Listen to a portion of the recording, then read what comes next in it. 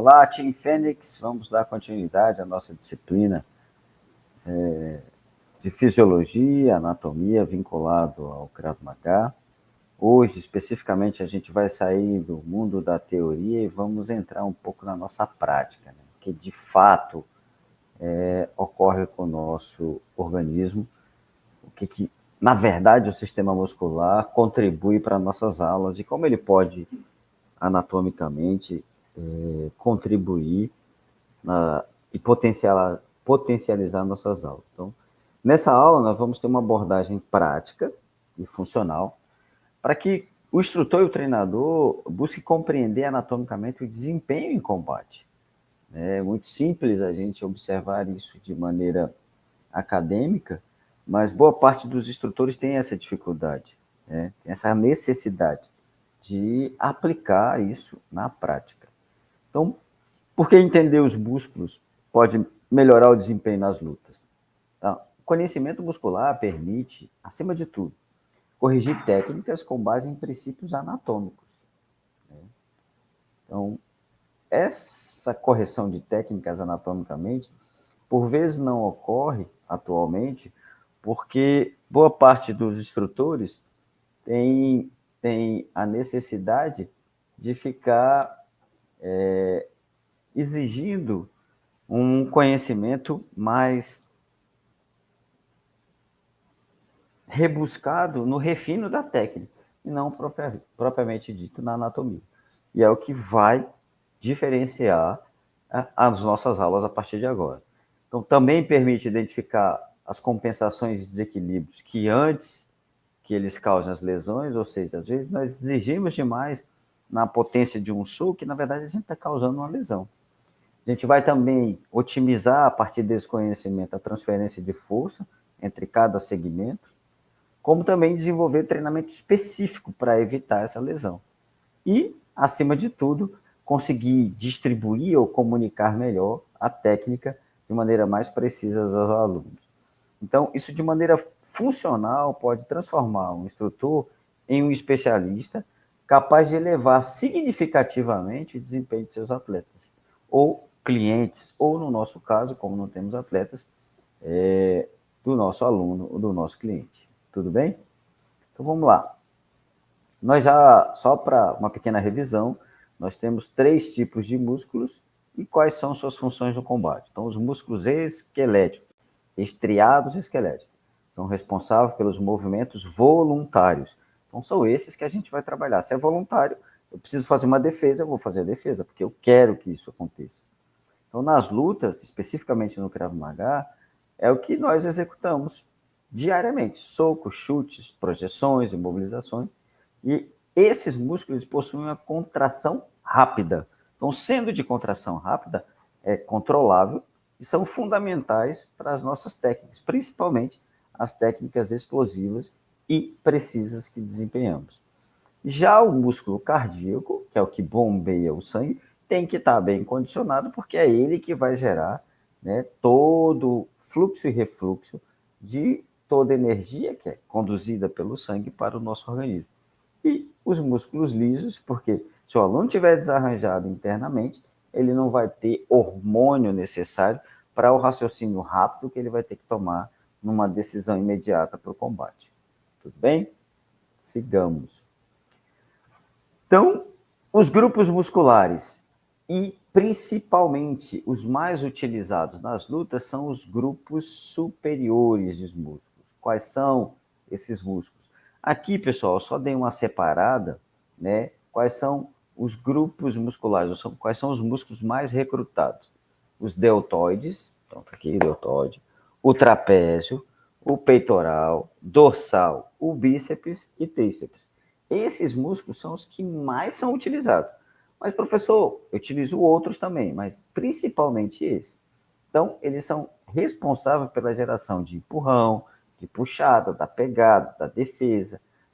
Técnicas, por exemplo, como bloqueio, socos, proteção, liberação, tudo isso são feitos por esse grupo muscular. Então, poxa, eu vou preparar o meu aquecimento, eu tenho que trabalhar em cima desse músculo. Eu vou trabalhar o meu fortalecimento, eu tenho que caprichar nesse músculo. a minha aula é soco, então eu tenho que estar muito bem, né, nesse grupo muscular. Tudo bem? Paralelo, que também são os estabilizadores, os músculos do core, que são os abdominais, os eretores da espinha, os oblíquos e glúteos. Esses músculos, esse grupo muscular, também tem que estar bem fortalecido, porque é o centro de transferência de força, tá? Entre os membros superiores e inferiores. Então, eles são fundamentais na rotação de tronco e chutes e socos. Então, muitas vezes, o aluno, o cliente, o paciente está com dificuldade de chutar, mas é porque ele está com a musculatura do core que não tem estabilidade fragilizada. Aí o professor está, o aluno é uma porcaria, que é isso? Então, aquele feedback nunca é positivo, é mais negativo. E aí isso termina o frustrando e ele vai se afastar. Para os membros inferiores, os músculos mais importantes são os quadríceps, os isquiotibiais, adutores, abdutores e as panturrilhas. Por quê? Porque eles geram potência nos chutes e joelhadas e boa parte da nossa movimentação nos tesos ósseos, né? W footworks ou no footworks, os movimentos são fundamentais no que alguns chamam de base, que dão equilíbrio durante toda a postura da luta ou do combate. São essenciais para a explosão, projeção e para as esquivas. Tudo bem, pessoal? Desculpa. Então, a professora Heloísa já bateu com vocês, né? Planos e eixos nas movimentações. Eu só vou dar uma revisada. Então, plano sagital, que é o eixo frontal. Então, tem um movimento para frente e para trás. Então, anterior, posterior. Um exemplo disso, chute, fosse no karatê, maigeri, ou tap, ou beitar regular no Krav Maga. Socos diretos, jab direto, ou makata krof small. Projeções tipo Osotogari, então, Iponso Inage, tudo isso no judô, né, são projeções para o eixo frontal. No plano transversal, o eixo é vertical, né? Então tem os movimentos de rotação. Rotação de tronco, então defesa interna, Shihume Hanika. Todos esses movimentos do Krav Maga são vinculados a esse movimento de rotação do eixo vertical. Os chutes giratórios ou circulares, socos cruzados, os ganchos, né, os magalos da vida, torções e finalizações. Então é por isso a importância de nós estudarmos nessa vertente, para saber os planos e isso. E no plano frontal, já no eixo sagital, eu tenho aí movimentos laterais, esquerda e direita, eu tenho movimentos de chutes laterais e circulares, defesas laterais e as esquivas, assim como também as quedas, tá? Então, estou com dúvida em qual é este plano, professor? Volta lá na aula da professora Heloísa que vocês vão relembrar, tudo bem? Bom, desculpa, gente. Outro ponto importante para que eu me prenda, nesse livro que eu compartilhei com vocês, vocês vão ver os tipos de alavanca. Nós temos 3 tipos de alavanca, né? Alavanca classe 1, classe 2 e classe 3. Então, a alavanca classe 1, o ponto de apoio entre a potência e a resistência, ou seja, qual o ponto fixo? Né? O ponto fixo um exemplo disso é o bloqueio de braço do Krav Maga, onde o cotovelo é o ponto de apoio e o ombro a potência, o antebraço a resistência. Então, o que é isso? É Pisat Ayado, marcado Pisat Ayado. Então, eu estou bloqueando, estou impedindo que o oponente venha. Então, quando eu faço esse movimento de extensão do braço, eu estou jogando todo o braço da alavanca na primeira classe, ou seja, lá atrás, em cima do ombro. Já quando eu falo de alavanca de segunda classe, estou falando de resistência entre o apoio e a potência. Então, o exemplo disso é quando eu puxo a perna do oponente, a famosa raspagem. E elemento de terceira classe, né, ou alavanca de terceira classe, é o soco direto com deslocamento. Então, os músculos do braço é que vão gerar a potência. Mas, professor, por que o senhor não aprofunda um pouco mais nas alavancas? Porque lembra, desde o início, nossa ideia é entender que quanto mais a gente tem conhecimento científico, melhor vai ser o rendimento do nosso aluno. Então, aquele que quiser aprofundar um pouco mais, eu vou gravar uma outra aula só sobre isso, mas aí vocês têm que colocar aí nos pedidos no nosso grupo FEND. Professor, eu não entendi muito bem as alavancas. A professora Heloísa já explicou, mas aqui eu estou fazendo uma revisão. Se vocês não ainda compreenderem da maneira ideal, me avisem que a gente revise essa aula. Tudo bem? Bom, essa relação do músculo e a ação técnica, elas são muito importantes. Por quê? Pensem bem, um chute frontal, chamado no karatê de Maigeri, ou no Krav Maga, Beita Regila Lefanin, ou front kick, ou tap.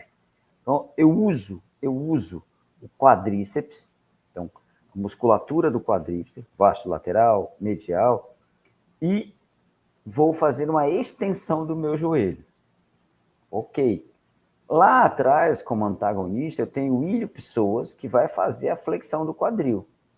Os glúteos vão estabilizar a pelve e o core vai fazer a transferência da força do solo. Então, observe como agora a gente começa a linkar o esqueleto com o músculo, com o quadril e com a alavanca para gerar uma potência maior.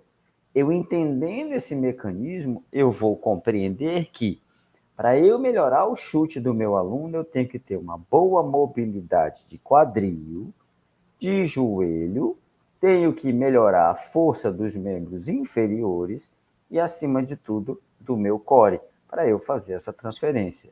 Aí eu começo a entender e melhorar. Não vou ficar horas, dias, meses batendo o mesmo conteúdo, porque o aluno não desenvolve. Mas não desenvolve por quê? Porque eu, instrutor, não estou aplicando a didática correta para melhorar isso. Mesma coisa ocorre no soco direto, famoso cross, ou Gyaku, Zuki, ou Makata Grof Yamin, soco com a mão contrária, soco direto com a mão contrária. Então eu tenho que fortalecer o músculo peitoral. Como, professor? Flexão de braço, filho. Tem que fortalecer o punho. Como? Punho fechado, punho aberto, punho fechado, ponta dos dedos. Com a extensão do braço. Como é que eu faço isso? Vou mostrar lá na aula de refino técnico. Você empurra o solo, tira a mão do chão. Eu tenho que fortalecer isso. Ah, mas aí eu tenho na academia pesos, então vou colocar resistência, sem problema. Vou trabalhar os músculos oblíquos, como os rotadores, para fazer a rotação do tronco, tá? Tem que fazer a rotação do tronco e do braço. Vou usar o quadríceps para dar impulsão no solo e o serrátil anterior para fazer a projeção do ombro. Então, essa projeção do ombro, ela só ocorre porque o meu grupo muscular está inserido no esqueleto e eu consigo fazer essa rotação de maneira melhor. Tudo bem? E aí vamos para as projeções. Nossa, eu nunca imaginei. Eu utilizo os glúteos, o quadríceps e a extensão do quadril para fazer uma projeção, o famoso Sotogari, ou um balão chamado. Eretores da espinha para estabilizar a minha lombar. Se eu forçar demais a lombar, o movimento ou o golpe não sai e o aluno não consegue, ele vai ter dor.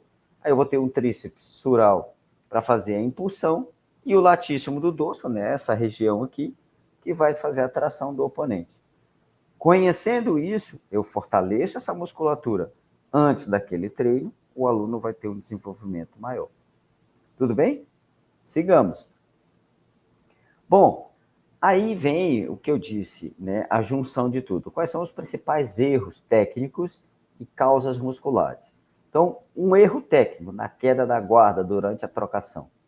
Fadiga dos deltoides e trapézio. O aluno não consegue manter essa postura de combate.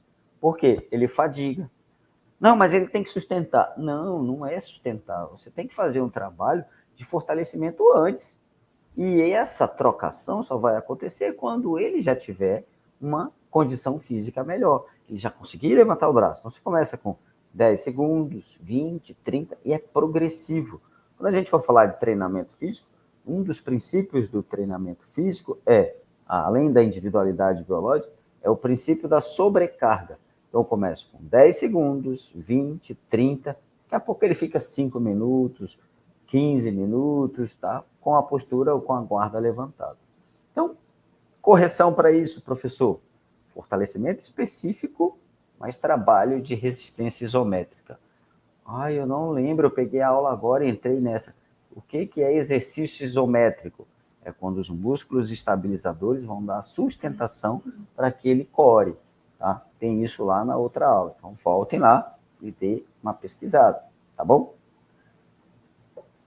Professor, meus alunos têm muita perda de potência nos chutes. Ele faz um movimento bonitinho, mas aí na hora o chute sai fraco. Por quê? Fraqueza dos rotadores de tronco e glúteo. Ah, eu não gosto de passar aquecimento, agachamento para os meus alunos. Então, você não vai fortalecer o glúteo. Porque se a academia, ou se o seu dojo, seu centro de treinamento, não faz um trabalho de fortalecimento específico para aquele grupo muscular, infelizmente o aluno não vai ter evolução. E aí você vai se frustrar. Então, exercícios rotacionais, né, com resistência e ativação glútea, um exemplo, agachamento simples, né? O famoso back squat, você colocar com peso, uma carga. Poxa, pega um saco de açúcar, um saco de arroz, 2 quilos, já aumenta a carga, 5 quilos. A própria pessoa, né? O famoso transporte do bombeiro, já vai fortalecendo. Então, isso eu vou fazer lá no Refino Técnico, que é como montar esses protocolos sem precisar de equipamento especializado. Tá? Dificuldades em finalizações, tanto por cima quanto por baixo. Core ruim, tá? Tríceps insuficiente. O aluno não tem como manter uma finalização. Professor, mas eu não trabalho, eu ensino Krav Maga. Mas quem diz que o Krav Maga não tem finalização? Então a gente precisa ajustar isso, porque há uma incompreensão do que vem a ser finalização. Então, preciso corrigir isso, estabilizando melhor meu tronco, fortalecendo o meu tríceps na posição funcional. Qual é a posição funcional? Essa. Como é que eu vou fortalecer? A gente vai fazer isso também, dá alguns, né? Alguns, tem milhares de exercícios, mas alguns nós vamos passar no Refino Técnico. Perda de equilíbrio após chutes. Esse é um erro muito comum. É fraqueza de adutor, a parte interna da musculatura. Por quê? Os estabilizadores do quadril estão ruins, então o adutor não sustenta. Então, trabalho unilateral, o exercício de equilíbrio dinâmico. E aí eu vou mostrar com saltos, com agachamento ou com inclinação do tronco para apanhar um objeto, e assim tem vários outros. Por fim, socos com pouca potência ou falta de transferência de peso. Então, há uma desconexão do princípio do soco, né, entre o quadril e o ombro. Isso quer dizer o quê? O core está insuficiente. Então, toda vez que eu imaginar força de core, ela é muito importante. Então, quem não fortalece, lá no passado, o pessoal das antigas aí vai lembrar que no karatê a gente fazia muito, mas muito abdominal. Achava-se que está ali na região do tandem, na região seikanoiden no Aikido, e é o centro de gravidade. Mas eu estou falando do core como um todo. Todo o arcabouço do tórax, todo o arcabouço dessa parede abdominal e das costas. Eu preciso fortalecer. Então, esses exercícios podem estar integrados com exercício de rotação e transferência de força. Isso é muito importante. Eu também vou listar lá na prática, na parte de refino técnico. Tudo bem, pessoal? Qualquer dúvida, estou aqui à disposição. Manda aí sugestões e solicitações de explicação, tanto aqui, né, na plataforma, como lá no nosso grupo Fênix, ok? Bom, e aí alguns, vamos chamar, dicas, né, de prevenção de lesões musculares no treino da luta ou no treino de Krav Maga, que foi a primeira disciplina com a professora Heloísa. Então, a primeira coisa, né, eu vou fazer isso também na prática, mas eu divido, né, da seguinte forma. O primeiro ponto da aula é um pequeno bate-papo, como a gente chama tecnicamente de anamnese. É saber como aquele aluno chegou. Exemplo, vamos lá, Andrade, e aí, como é que tá? Como é que foi o trabalho? Não, eu não trabalho mais não, sou aposentado. Ok, mas tá fazendo o quê? Tá só em casa e tal? Ali você já tem, vamos dizer assim, uma prévia de como foi o dia. E aí você inicia com a lubrificação articular. Dependendo da forma que você conduz sua aula, que posição fica, mas a lubrificação Articular vai ser sempre anterocaudal, ou seja, da cabeça para os pés. Então, eu vou começar com o movimento de sim, né? Movimento de talvez e não. Ou seja, eu estou fazendo o movimento da articulação da cabeça, ou articulação do pescoço. Ou, se quiserem o nome, atlanto-occipital, né? Essa junção aqui. Sem exageros. E aí eu vou descendo. Todas as articulações. O que tem dobra, eu vou movimentando. Eu vou fazer isso na prática. Feito isso, isso vai durar de 30 segundos a 1 minuto. Lubrifique a articulação. Isso não tem nada a ver, nada a ver com um aquecimento. E aí, eu venho com um aquecimento. Tem gente, né, que defende que eu tenho que fazer o alongamento estático antes. Gente, nós estamos num país tropical. Então, não precisa alongar. Então, você aquece. Depois de aquecido, aí você alonga. Tá? Depois de aquecido. Mas eu quero fazer, sem problema. Tu quer fazer o estático antes? Ok, só que não pode forçar tanto. Por quê? Você vai causar lesão. E aí eu venho para um aquecimento específico. Então, hoje eu quero trabalhar soco. Então, eu vou dar uma carga maior na musculatura superior. Então, ativação neuromuscular progressiva que simule os padrões daquele movimento. O que adianta eu ficar fazendo elevação, né, ou desenvolvimento de braço se eu vou chutar? Não faz sentido, não tem conexão. Agora, eu vou trabalhar o trapézio, vou trabalhar bíceps, tríceps, rotadores, ok, mas isso tem que ser controlado. Então, pequena sombra leve, que inclusive tem alguns programas do Krav Maga, chamada Tezot, e aí, ou Cell, por incrível que pareça, né? Cell Box, movimentações ou movimentos do boxe. O Cell Box é exatamente para simular, né, e aquecer, e um trabalho técnico progressivo. Normalmente, se já é a segunda, terceira, quarta aula, eu faço uma conexão com a aula anterior para o aluno revisar, e aí eu dou uma ênfase. Feito isso, né, eu vou fazer uma mobilidade articular. Aí eu preparo a articulação que eu vou trabalhar de maneira melhor, porque ele já está aquecido, não vou correr o risco de lesionar. Aí, se for chute, por exemplo, eu vou melhorar ainda a mobilidade de quadril para a gente chutar.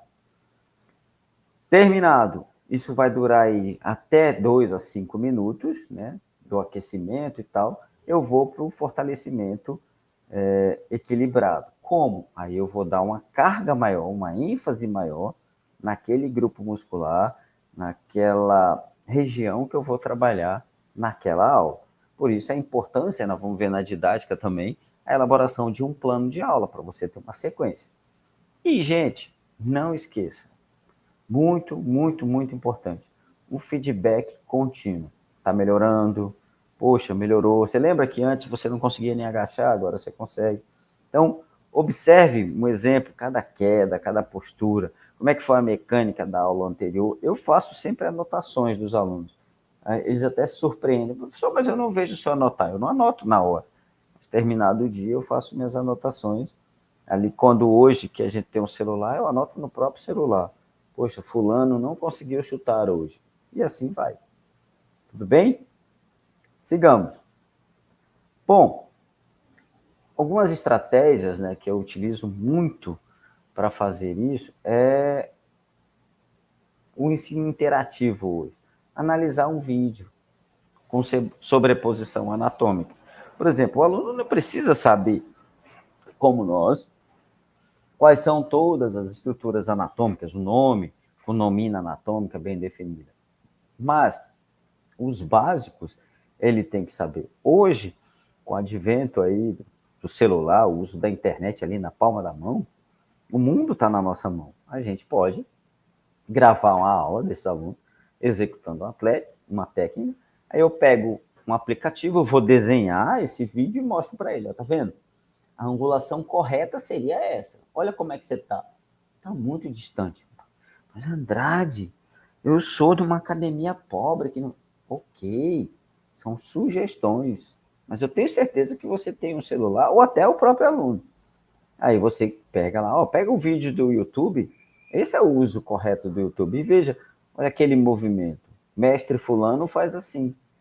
Olha como o seu está distante. Isso faz o aluno se autodesafiar. Isso é bom, porque ele vai chegar com sugestões para você e você vai fazer as correções biomecânicas ou as correções mecânicas e técnicas melhor. Muita gente usa, principalmente os dojos antigos, a prática com espelho, né? E aí, quando você vê ali o instrutor fazendo, espelhando, você consegue enxergar os alunos. Isso é muito bom. O grande erro, porque boa parte das pessoas vão ficar mais olhando para o espelho e menos antenado na técnica propriamente dita. Então, são práticas do ensino que valem a pena para alguns, mas para outros nem tanto. E exercício de percepção corporal. O que é isso, pessoal? Eu também vou fazer isso melhor na prática, mas vamos lá. Eu tenho um tempo de reação até o meu estímulo. Lembra lá do neurotransmissor? Do princípio de um dos das características do músculo esquelético estriado, a excitabilidade. Então, a excitabilidade é o tempo que o meu cérebro leva para processar uma informação ou um estímulo que eu recebo até a minha reação. E isso, para muita gente, eu vou provar isso para você, está aí nos meus artigos, que é uma grande deficiência de muitos instrutores. O tempo dele é muito bom, a técnica dele é boa, mas quando elevado a 175 batimentos por minuto, ele não consegue fazer. A coordenação motora fina desaparece, e aí a percepção corporal em situação de estresse, na red zone, desaparece. E aí o movimento não sai. E ele se sente frustrado. Mas eu fazia, sim, fazia em situação normal. Como falava Bruce Lee, todo mundo tem um plano, até levar o primeiro soco. Então lembre-se, como é defesa pessoal, eu vou ser atingido. Provavelmente eu tenho que pensar, decidir e agir sob estresse, que é a disciplina do Coronel Montenegro, quando a gente vai tratar sobre treinamento de alta performance sob estresse. Então, esses movimentos precisam ter uma percepção corporal mais apurada. Por isso a importância da gente aprofundar mais nesse conteúdo. Ok? Sigamos. Bom, vamos fazer aqui uma pequena análise. Vou tomar uma água aqui que hoje está ruim. A garganta está horrível. Pronto, apesar de quem vai tratar isso é a doutora Nádia, com relação à hidratação, com relação aos carboidratos da nossa alimentação, como é que o aluno tem que chegar. Mas lembra, durante a aula, tem instrutor que ainda não precisa tomar água, não, porque a gente tem que durar 1 hora. Amigo, mande hidratar. Eu moro no interior do Piauí. Temperatura média do Piauí, 35 graus. Aqui já chegou a fazer 42 na sombra. Aí você não hidrata, você vai matar esse aluno. Só que você mata aos poucos, não mata na hora. Tá? Então, assim, tem que hidratar. Até para quê? Para ele ter uma plasticidade melhor do movimento. Então, vamos analisar aqui um chute, o long kick, ou chute alto, circular, ou bait, tá? Beitot Magali. Então, ó, toda a cadeia posterior, a parte da frente, né? Anterior e posterior, a parte de trás, elas são recrutadas. Então, a cadeia posterior gera a rotação inicial do quadril. Epa, eu sempre achei que fosse o joelho. Não. Quem faz a rotação é a parte de trás. Os adutores controlam a trajetória do chute ou da perna. Então, os meus adutores é que definem que altura se está distendido totalmente. O quadríceps só estende o joelho, tá? No movimento de impacto. E o core transfere a força que eu capturei do chão, que é da base, para a perna. Epa, professor, peraí. Você está me dizendo que quem faz a rotação do quadril são os músculos da cadeia posterior. Exatamente. É por isso que eu preciso do glúteo. É por isso que eu preciso dos isquiotibiais. Toda a cadeia posterior, ou seja, a parte de trás da minha musculatura. O que boa parte dos instrutores fazem? Treinam só o movimento técnico e não fortalece a musculatura. Os adutores, esses músculos aí, a virilha, essa virilha popularmente chamada, controla toda a trajetória. Então, se eu não tiver os adutores, com mobilidade alongados, eu não vou conseguir fazer um chute circular nunca. O quadríceps, esse músculo grandão aí, bonito, ele só vai estender o joelho. Quem vai fazer o todo é exatamente o core, que vai transferir da base, ou seja, do chão, para a perna, toda a potência que eu vou aplicar daquele golpe, naquele chute. Então, um dos erros mais comuns, a rotação do pé de apoio, ela é insuficiente para ativar os glúteos e a perna não se distende totalmente. A perna chega fletida ou flexionada e eu não imponho a pressão ou potência total naquele golpe. Nossa, professor. Sei que alguns podem se perguntar, poxa, então eu estou a vida toda ensinando errado. Não é errado. É porque não se tinha o conhecimento científico. Só se valorizavam a técnica. É nesse momento, né, uma das promessas que eu fiz a vocês, todos nós, professores dessa pós, é potencializar suas aulas.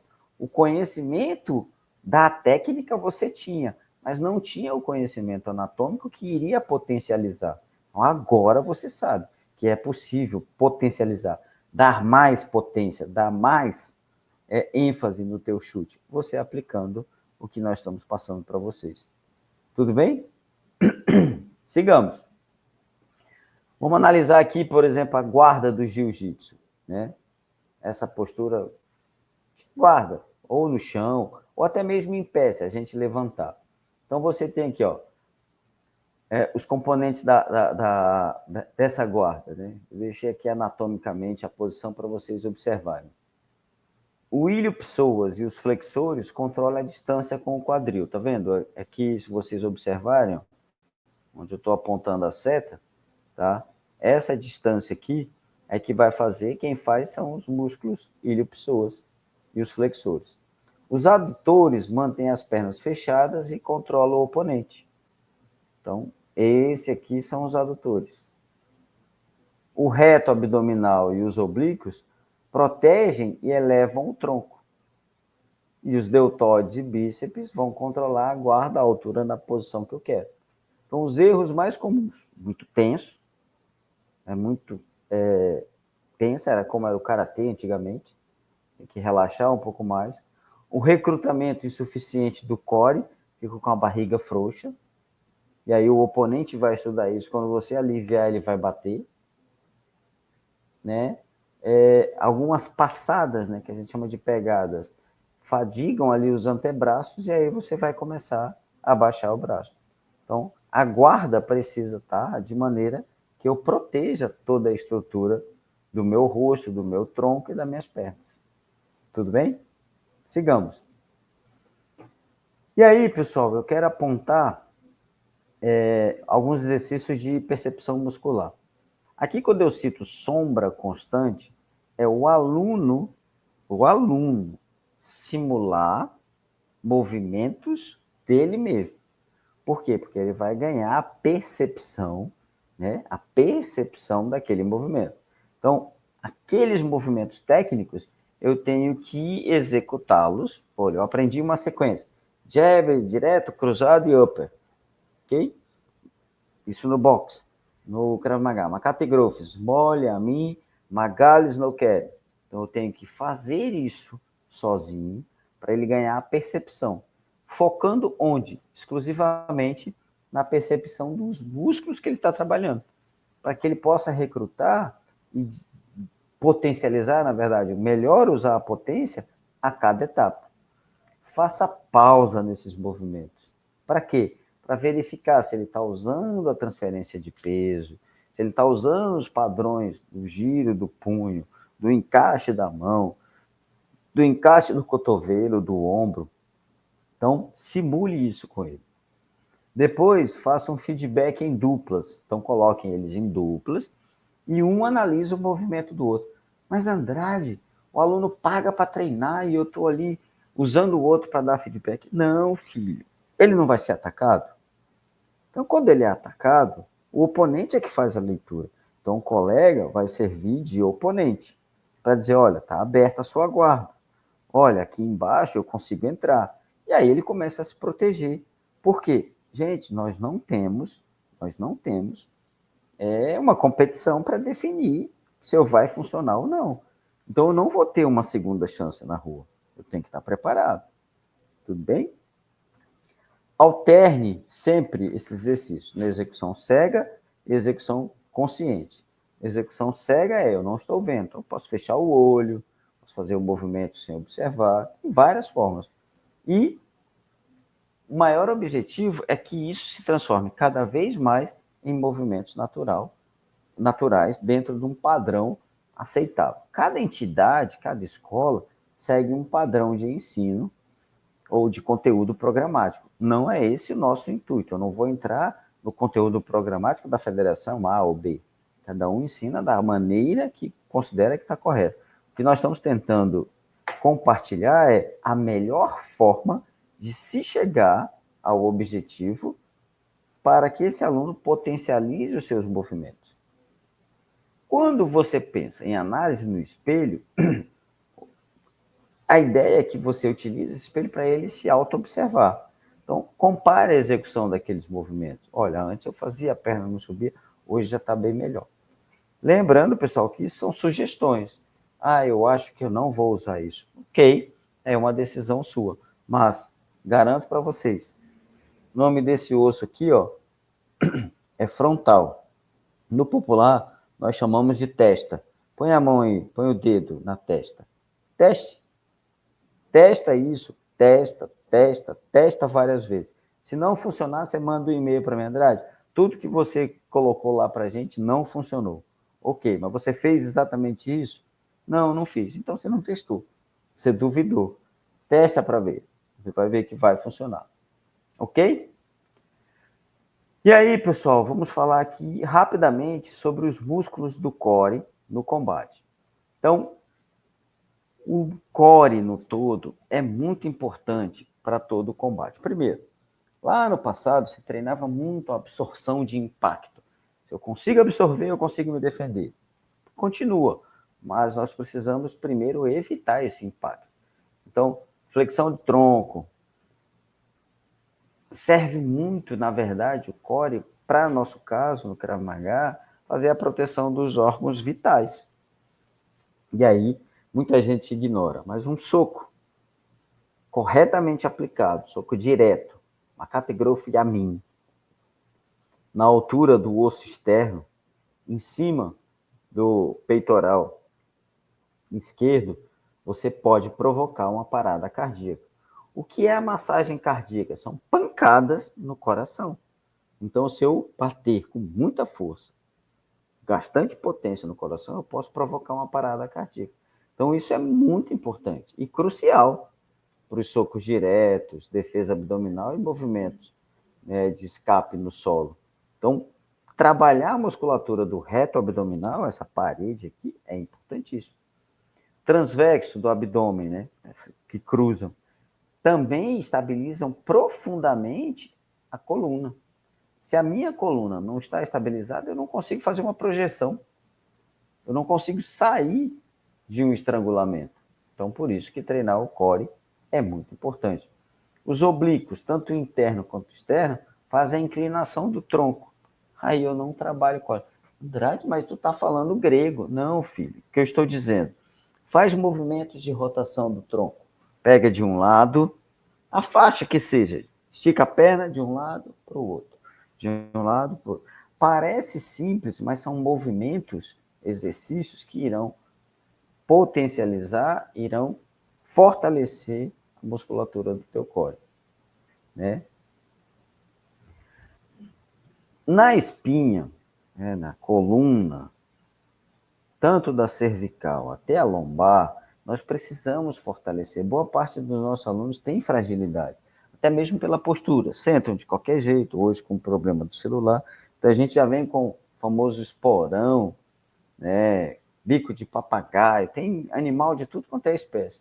Por quê? Postura inadequada, desde a sala de aula até no trabalho. Então, estes trabalhos de fortalecimento de core também melhoram na postura. Porque lembra, uma das funções dos músculos são a estabilização da coluna, que é esqueleto. E para eu estabilizar, eu tenho que ter uma musculatura um tanto mais resistente. Então, para o combate, para o Krav Maga, é de suma importância estar com a musculatura do core estabilizada. Tudo bem?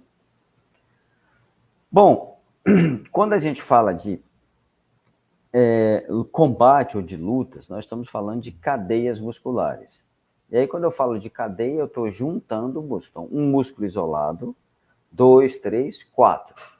Então, vamos lá. Cadeia posterior, a parte de trás, né? Importante estar bem. Panturrilhas, para quê? Para o movimento. Isquiotibiais, para os chutes. Glúteos, para o chute. Eretores e trapézio. Tudo isso precisa estar firme para soco e chute. Cadeia cruzada, glúteo contralateral, oblíquo e dorsal peitoral. Por que cadeia cruzada? O lobo esquerdo coordena os movimentos da direita. A direita coordena o esquerdo, então os movimentos são cruzados, né? Os músculos são cruzados para estabilizar. Cadeia anterior, tibial, anterior, quadríceps, ilipsoas e abdominais peitorais são essenciais nas ações ofensivas, para agressividade, para potência, para quem vai avançar. E as cadeias laterais, como a fíbula, o tensor da face lata, os deltóides, para as proteções, para cada movimento lateral. Pô, nós temos chutes laterais. E aí eu não fortaleço, eu penso o músculo só como algo executor. Eu nunca parei para olhar que quanto mais resistente, mais forte esse grupo muscular tiver, minha técnica vai ficar mais apurada. Então, de novo, a importância de estudarmos mais a miúde cada grupo muscular desse. Tudo bem? Bom, e aí, gente, antes de falar dessa estrutura, para que vocês não digam, professor nem falou, nós temos 3 tipos de fibras musculares. Tipo 1, 2 e a 2X. Cada uma delas tem características e aplicações diferentes. Então, tipo 1, são fibras de alta resistência, baixa potência e metabolismo aeróbico. A doutora Nádia vai falar melhor sobre o metabolismo. Mas quando eu falo de metabolismo, é como essa energia chega, qual é a fonte de energia. Então, por que aeróbia? Porque ela depende do oxigênio. Por isso o nome de contração lenta. Então, essa fibra eu não posso trabalhar se a minha alimentação não estiver legal. E aí, onde é que eu aplico essas fibras? Na manutenção da guarda, postura da guarda, porque, ó, lenta, mais tempo. Aerobicamente, eu tenho que estar com o cardio bem.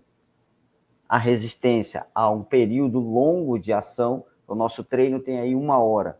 O aluno só vai aguentar se o aeróbio dele estiver bom. E aí fico subindo, né? Em volume alto, com intensidade razoável, de séries longas, de 15 a 20 repetições. Então, esse treinamento tem que ser aplicado. E se eu não entendo o tipo de fibra daquele aluno, Andrade, mas e aí, como é que eu, lá no meu dojozinho, no interior do interior do interior, vou saber? A anamnese que nós iremos passar lá no protocolo de treinamento. Tudo bem? Aqui é só para vocês terem uma noção dos tipos de fibras e qual os nutrientes necessários. A fibra tipo 2A, ela é chamada de intermediária, ela tem como característica uma resistência e potência moderada, com um metabolismo misto. Então, o que é o misto? Eu tenho uma fonte de energética do oxigênio aeróbio e do anaeróbio, né? Da glicose, do lactato que está guardado. Quando eu vou utilizar? Nas sequências técnicas, trocação, ritmo da luta, variável. Poxa, o cara movimenta bem, tem uma esquiva legal. Isso é importante. E como é que eu trabalho isso, André? Isso é que me importa. Com circuitos, com intensidades altas e série média. Então, observa que eu faço uma sugestão do treinamento específico. 15 a 20 repetições para um trabalho lento, melhora do aeróbio, e 8 a 12 repetições, vê que eu baixei, porque a intensidade é maior, para fibras mistas.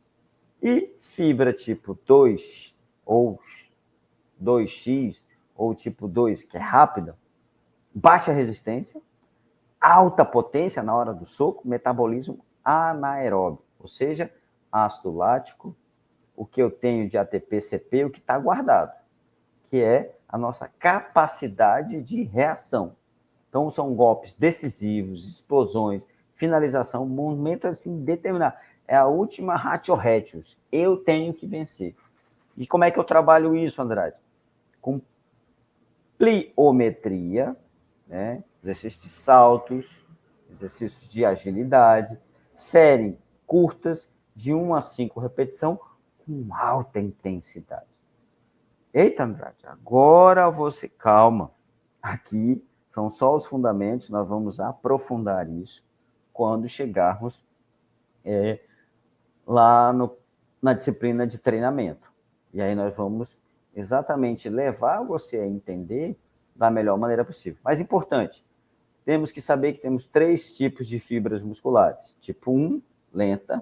Tipo 2A, intermediária. Tipo 2X, rápida. A característica de cada uma é lenta, de alta resistência, ou demora mais, né? Baixa potência.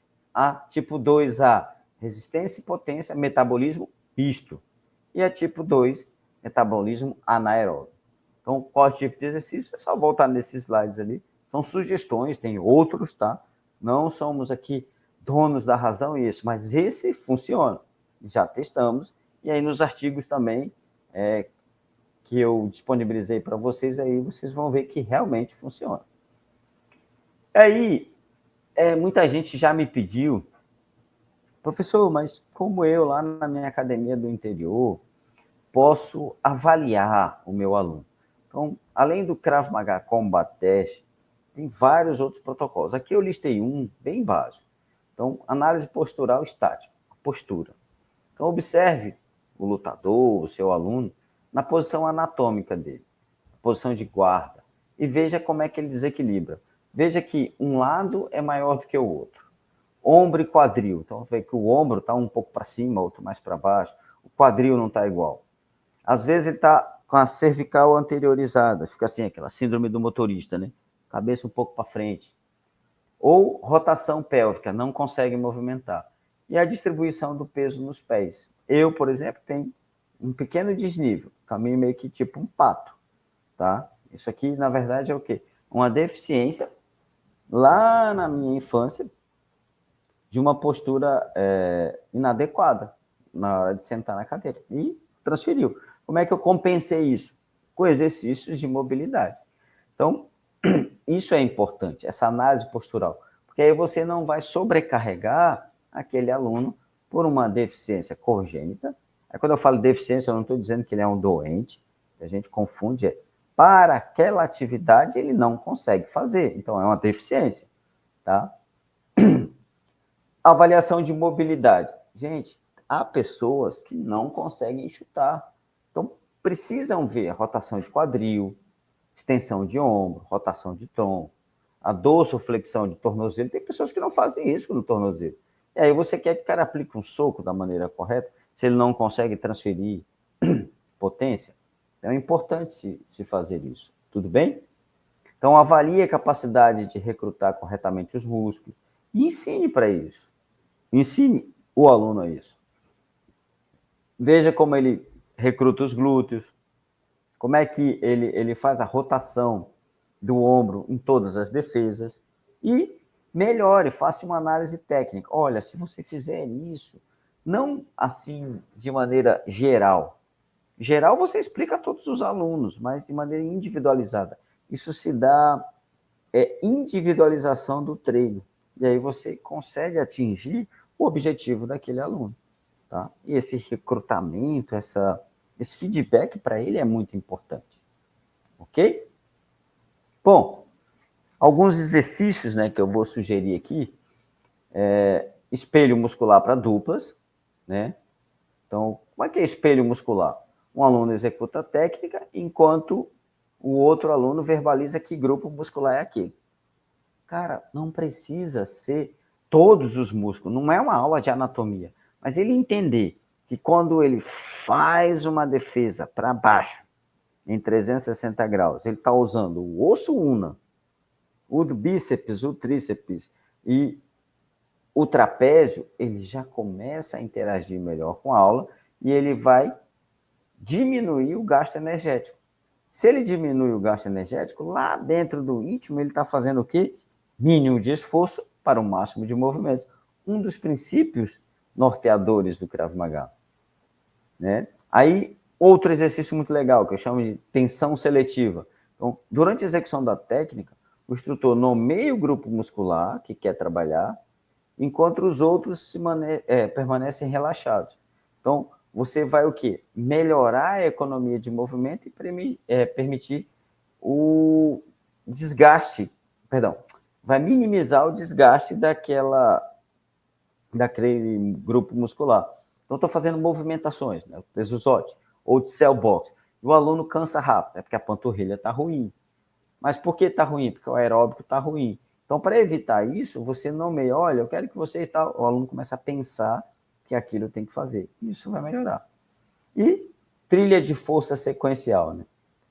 É o aluno idealizar qual golpe vai fazer e definir a ação daquele grupo muscular. Aí ele começa, poxa, mas se eu girar o quadril, eu vou aumentar a potência do meu soco. Ok? Então, rotação de quadril. E aí ele consegue fazer uma trilha de força sequencial. E vai melhorando cada vez mais. Mas, de novo, são sugestões, tá, gente? Não é, como eu sempre disse, o Krav Maga não é uma trilha, não é um trilho. Eu não tenho que estar em cima dele o tempo todo.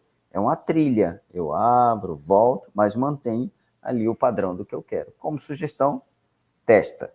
Testa. Se não funcionar, pode reclamar. E aí, sugestão. Treino segunda, quarta e sexta. Então, segunda-feira, 15 minutos do aquecimento, você vai percepção muscular. Exercício específico, comanda, tal, bonitinho. Depois, transfira as forças dos pés até o punho. Fez. Na quarta-feira, implemente as sessões da análise. Vamos lá, vamos ver se melhorou. Use aí o feedback. Toca. Poxa, tá vendo? Melhorou aqui e tal. E na sexta-feira, cria a situação de combate controlado. Ou seja, é o famoso, como também vamos ver na parte didática, é ensinar, praticar e, no final, o treinar. Então, na sexta-feira, eu estou treinando. E aí o aluno já tem que ter condições. Estou dando 3 vezes na semana. Professor, mas eu só dou 2 aulas. Faz isso em 2 aulas. Tá? Mas você está estimulando. Mas, Andrade, e aí a parte técnica? Estou falando da técnica. É você juntar isso, aliar isso à tua técnica. Estou falando de um soco. Só que aí você vai acrescentar o músculo.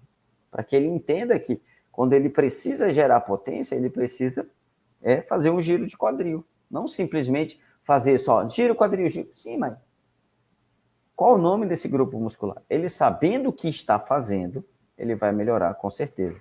Então, a progressão técnica com base muscular, pessoal, ela deve ser de maneira gradual, sempre vai permitir uma conscientização para a automação do movimento e vai melhorar a aplicação sob estresse, sob pressão. Tudo bem? Sigamos. Bom, treinar o corpo, pessoal, sempre com inteligência, é o primeiro passo para se vencer ou para se aplicar segurança. Então, primeiro item, 30% se reduz as lesões. Então, diversos estudos, não só meus, mas em outras modalidades de lutas, determinam que as lesões são causadas por erro do treinador, erro do instrutor. 30% são erros do instrutor e treinador. E é nesse que nós estamos focando, somos nós. Quanto mais conhecimento eu tiver, menos lesão eu causo. Quando eu causo menos lesão, eu vou adquirir mais alunos, eu vou fidelizar aquele aluno, como citou o Luiz Fernando. Depois da disciplina de prevenção de lesões, ele começou a ter quase um spa na academia dele, porque todo mundo começou a entender. Então, isso nada mais é do que a aplicação do conhecimento científico na prevenção. Lembra, nossa realidade é diferente da realidade israelense. 90% da população brasileira vai buscar o treinamento de alguma luta, especificamente o Krav Maga, para saúde e qualidade de vida. 20% é que vão pensar em segurança em primeiro lugar. Mas para eu ter segurança, eu tenho que começar com a minha saúde. 25% eu melhoro a técnica. Então, eu conhecendo melhor o meu corpo, os grupos musculares, o esqueleto, eu vou melhorar, eu vou aprimorar melhor essa técnica, com 40% de aumento de eficiência daqueles meus golpes. Então, aplique esses conhecimentos no seu treino. Transforme seus alunos em atletas, alunos ou clientes mais eficientes, conscientes e menos suscetíveis a lesões. Porque é muito triste. Nós não temos no Brasil convênios, a boa parte das academias não tem convênio. Quando o aluno lesiona, ele fica meses sem aparecer na aula e ele vai dizer, não foi porque eu fraturei a clavícula. Não foi porque o professor lá pega pesado, o treino é bom, mas aí eu machuquei o punho. Então, assim, só vai diminuindo a quantidade de alunos. Tudo bem?